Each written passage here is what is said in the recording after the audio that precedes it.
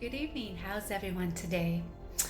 This morning I woke up with this word, and God was speaking to me about the backside of 40. And I'm like, the backside of 40? What are you talking about, God? What, what are you trying to reveal to me? So we had this in-depth conversation this morning before I even got out of bed, and he was referring to Moses in the Bible. And for those of you who may have seen the Ten Commandments on TV, you might be familiar a little bit with the story. And Moses starts off as a prince of Egypt. He was in line for the throne to become the next Pharaoh, and he would have all this power. But then they found out he was not Egyptian at all, that he was actually Hebrew, and he was a Hebrew slave. And then he ended up murdering somebody, so he was cast out of Egypt and he was put into the desert for 40 years. He was on the backside of 40. Now in the desert, we know that he meets his wife Sephora and stays with the tribe of Jethro. He meets her at Jethro's well, and he's in the desert living life. He's on the backside of 40. He's living his life, his daily life. He's going about his business of tending to sheep or tending to whatever needs to be tended to in their little village. He's creating his life. He's married. He's having his children. He's living life like we all do every day, normal. He's on the backside of 40, but you see, something happens in the backside that we don't always see, because God is actually back building something. We think we're living day-to-day life, but God's got something in store for all of us, right?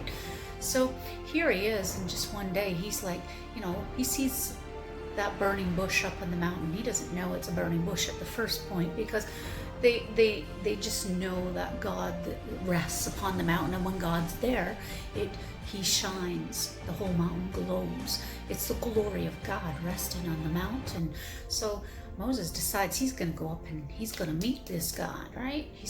Why are you not delivering your people from Egypt? He's a little bit, seeking that knowledge of why his people are still in Egypt being enslaved, right? So he goes up to the mountain and he sees this burning bush, and he's like, the fire's not going out, and he's questioning. And then he hears God say, "Take off your shoes, you're standing on holy ground." And he's like, "Well, who are you? What is your name?" And he says, and God's like, "I am that I am." So here Moses is on the backside of 40, having the most divine encounter of his life. It's the moment in which that backside of 40 now becomes a new birth. It becomes a place and a season of where his whole life is going to change. He's now becoming the deliverer of his people in Egypt. So, you may be in the backside of 40 in a situation where you've been waiting on something and you've been waiting on something. And, us as a church, we're all waiting on a revival and a move of God. And God's saying to us, we're just coming out of the backside of 40 now. This is the season for the glory of God to rest over the nation and revival to move forth.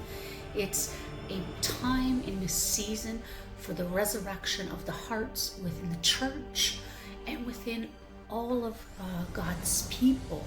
It's a moment of deliverance. It's getting the people who are in Christ to move forward and help with the people who are still entrapped in Egypt, to deliver them out of the darkness and bring them into this glorious light which God is trying to shine forth. It's here, it's already present, it's all around us. But we are so much in the midst of daily life that we're missing what God's doing and what God's trying to reveal. He's trying to bring us out of the backside of the 40 into the mountaintop experience, to the place where you can see the glory of God shining brightly over all the earth. to bring about a great revival in the earth.